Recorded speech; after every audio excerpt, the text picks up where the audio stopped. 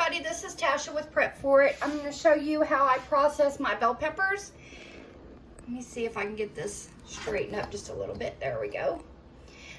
These are my homegrown bell peppers. So I washed them, and now I am just removing the pith out of the center and the seed pod. These are heirloom, so I can save those. I make sure to get all of this pith out, and then you just dice it up.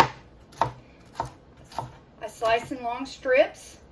A good tip is to make sure that you flip it the skin side down, because it's more slippery and tougher to cut from this direction. So I always flip it upside down after I get all my long strips. Then I get them level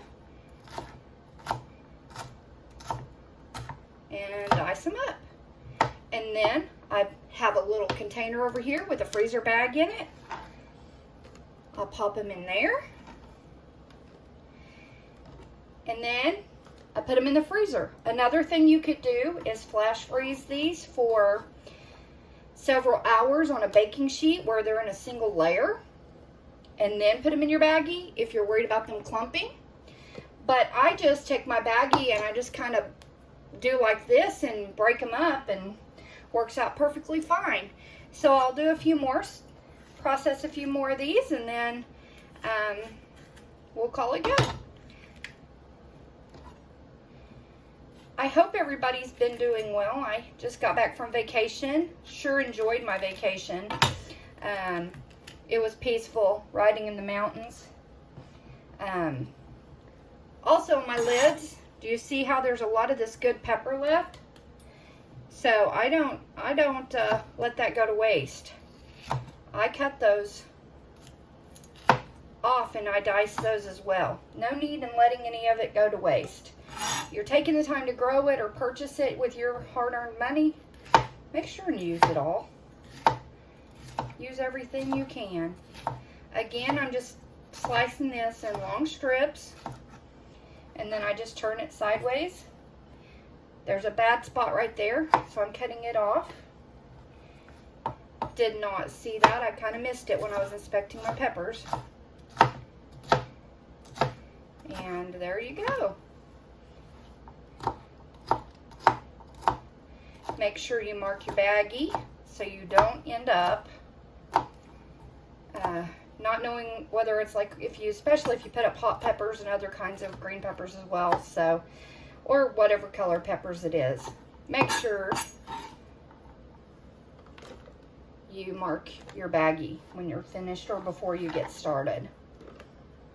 But yeah, this way I can just pull out as much as I want out of my baggie. I can save the same baggie and use it over and over again. No problem. I've got several varieties of bell peppers here. So, I couldn't tell you what these are. I've got them written down in my gardening book, but I don't have that book with me right now. It's in my little vehicle I take out to my garden. So, this is what I have. But again, cut them lengthwise. Keep your fingers tucked in so that you do not end up cutting them.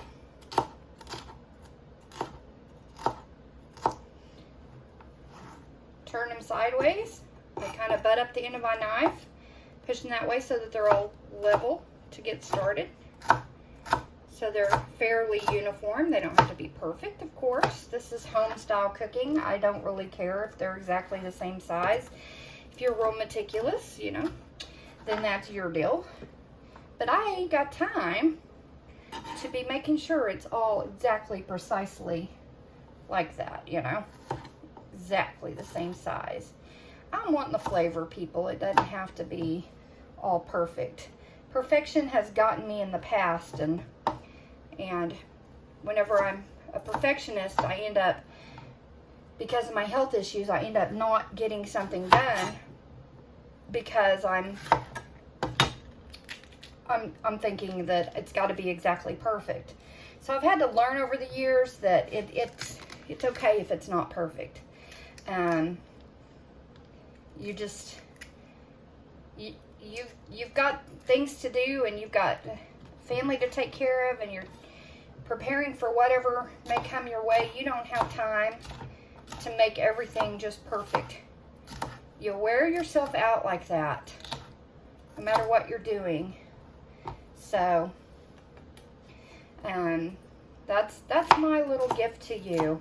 If you're a perfectionist, you need to, that's a burden. You need to get out of that, because it will cause you issues, especially if you have health issues in the future, things like that. It will cause depression and other stuff, because you feel like if you don't do it just so, that it's not worth doing, and that's just not true. Peppers cut up incorrectly still blesses your family. If you follow the Fly Lady, that's what she would tell you. Housework done incorrectly still blesses your family. And it's the same for your food. At least you've made the effort to provide some food for your family. All right, I have 2 more to go, and I'll be finished up. And basically all I'm going to do is mark this baggie. And, oh no, are you kidding me? It paused it? Okay, sorry, I thought it paused it. Okay, I'm going to finish the other 2. I'm going to mark this baggie, and this is going to go into my freezer. I do the same thing with my onions. I just, peel them, dice them, and put them in a baggie. And then they're ready for when I'm doing soups, stews, casseroles, anything like that. I love the frozen veggies in my goulash, my frozen peppers and my frozen onions. It makes it so quick and easy and simple. And if you just take the time to do a bunch of processing now, then later you don't have, on the nights when you're really busy, especially back whenever I was working, I wish I had known this tip. It sure saves a lot of time. And when I was working and I had little ones, oh wow.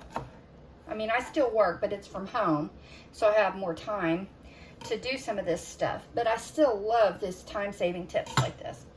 So, all right, I appreciate each of you so much. I wish you many blessings. I love you all. You guys take care. God bless. And remember, guys and gals, to prep for it. Prep for it all. Thanks for watching. Bye. Another quick tip. So once I get them all chopped, I put them in my baggie and I flatten it out. And I'll put it on a baking sheet so that it freezes flat like this in the freezer until it's solid. And then I can stand it upright, sort of like a file system. And I do that with my peppers and my onions. So that's another quick tip. Hey everybody, this is Tasha with Prep For It. I just want to show you what they look like after they're frozen. They're thawed just a little bit, but you can see that this is what they look like. And I can stand them upright in my freezer, like next to a container that I have in there. And they stay up pretty good. And I want to show you this. So this was the ones I processed the other day, about 6 days ago. This is what I processed the day before yesterday. Do you see that? Look at the difference. This is 4 days worth of bell peppers off of my plants. It's crazy. This is a gallon-sized bag that's, I guess, in a lot of areas it's 1 inch thick. I was saying ½ an inch, but I think it's more like 1 inch thick. So yeah, a lot of peppers, and I love it that way. We use these all the time. So anyway, I just wanted to show you that, and you can see I saved seeds from my different variety of bell peppers, and from processing this large bag. And as you can see, it stands up nice and tall, so it's perfect to put those in there and have them ready to go. Anyway, I just wanted to show y'all that. Thanks again for watching. Bye.